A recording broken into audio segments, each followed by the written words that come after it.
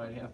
And actually, I have one question for you. You can ask questions too, but my question to you, I go across the state. My favorite question to ask is, imagine I'm the governor and Dr. Briggs' suspension of disbelief. Imagine that I have unlimited power as the governor. If you had 3 wishes, what would it be? And it's always really interesting, the kind of things that people come back with, those very practical things for their community and their county. And Donovan Whitesides, who's in the room, is making notes. So if you don't see me writing anything down, we are recording it. But thinking, it'd be kind of interesting to think about what my hometown would like for their 3 wishes. So anyway, you can think about that or any other questions.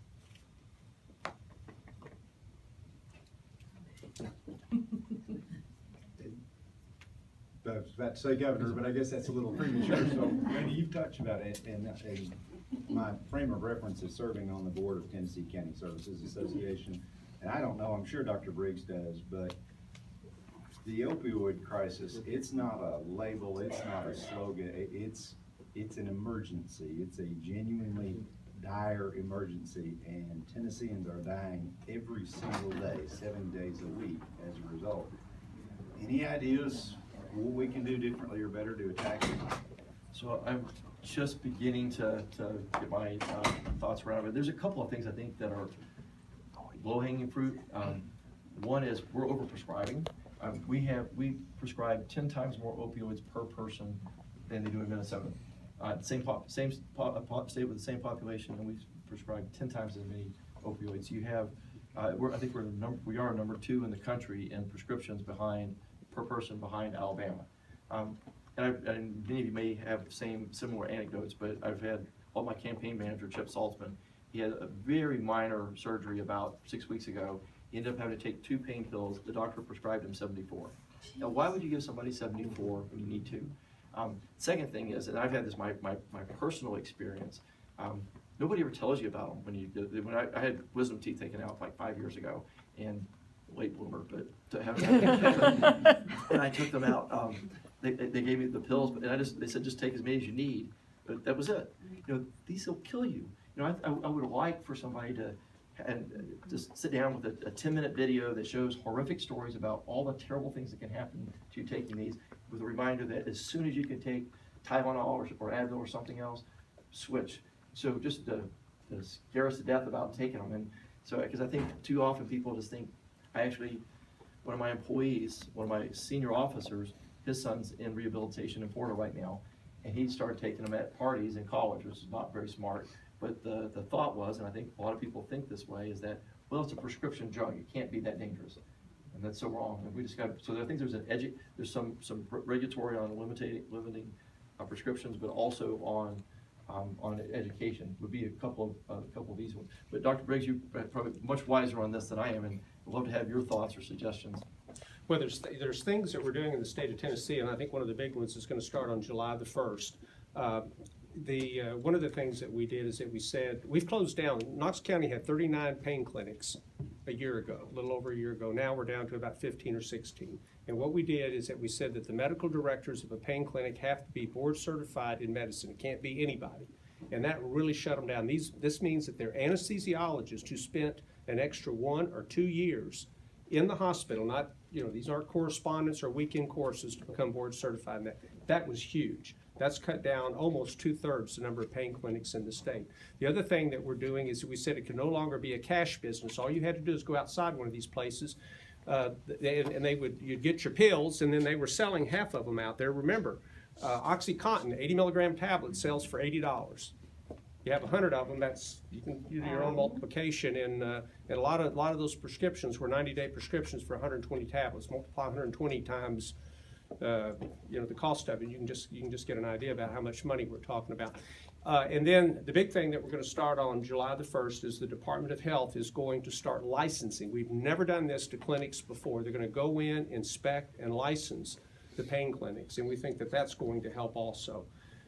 There's other things that we may need to do, but I think that these are some big first steps. And I do want to say that Tennessee has been recognized, first of all, in a very negative way, because we're one of the worst. I think we're ahead by 0.1% ahead of Alabama, but we've got a serious problem, and most of it's in East Tennessee. But we're also being recognized as a state that's really doing something substantial about it. I went up to MIT in Boston the last weekend of April and gave a presentation up there because the National Conference of State Legislators, they track all of these bills, they track what we're doing and who's doing them. They asked me to go up there and speak about what we're doing in the state of Tennessee. We've done, I think we're going to be doing a lot of good things. This is a terrible problem, but there's a lot more that needs to be done. And I tell you, when you say we're pretty close to a state of emergency. One other real quick statistic, year before last, this is the last year we have statistics, we had about 950 people die in car wrecks in Tennessee. We had 1,452 die of accidental drug overdoses. And these are not kids shooting it up. This is grandma and grandpa who are taking the pills the way the doctor prescribed them, and then they decided to take a sleeping pill or a Xanax on top of it, and they never wake up. Just one thing on that, why aren't like the pharmacists, since they're helping with when you get your medication, kind of controlling what you're just saying is being overprescribed with the ones, because you see multiple doctors, and I have somebody that's been through this recently, and they were overprescribed with several things because of their illness and what they have, and nobody caught it until it was way too late. And so I'm thinking, well, why doesn't the pharmacist that's looking at this, knowing that these drugs are being prescribed, and say, hey, you're already taking these, you don't need to be taking this. You know, because that's what happened, is it ended up going to more of a pain specialist that then told them, hey, look, you're taking these counteract these, and these over. So it became, when we got off of those, a totally different person she became. I don't know the answer to that. Well, I tell you what happens. It's very complicated. You know, I sit up there. I'm on the health committee also, and I sit up there and listen to people exactly what you say. And part of the issue is the pharmacists can't prescribe. The pharmacists can't do this. Once people are hooked on these things, you can't stop. If you're really hooked on opiates and you stop, you can die. And I know we hear people say, and something else that we didn't bring up too, we've got all these babies that are being born addicted to it. All these kids that are hitting this peak of the opiate epidemic, they're just starting to go to school. We're finding out they have learning disabilities that we may not have recognized. I'm not saying that they're intellectually disabled, but they've got behavioral problems. I mean, this is going to be a huge thing that we're going to have to deal with the state. But to get back to what you're saying, it really has to be managed by addiction professionals to get the people off the drugs. You just can't stop. I know I was listening to a testimony on this these women who are pregnant that are hooked on drugs, and someone said, well, just stop it, just to cut the drugs off. Mama dies and the baby dies. You can't do it. I mean this is really a difficult problem. It has to be handled the right way. I really am looking forward to see, are we going to flatten that curve? Because this past year, the last one we have statistics, we had 200 more people died than the year before of the opiate. And I mean that really hurts when you're trying to do something about it.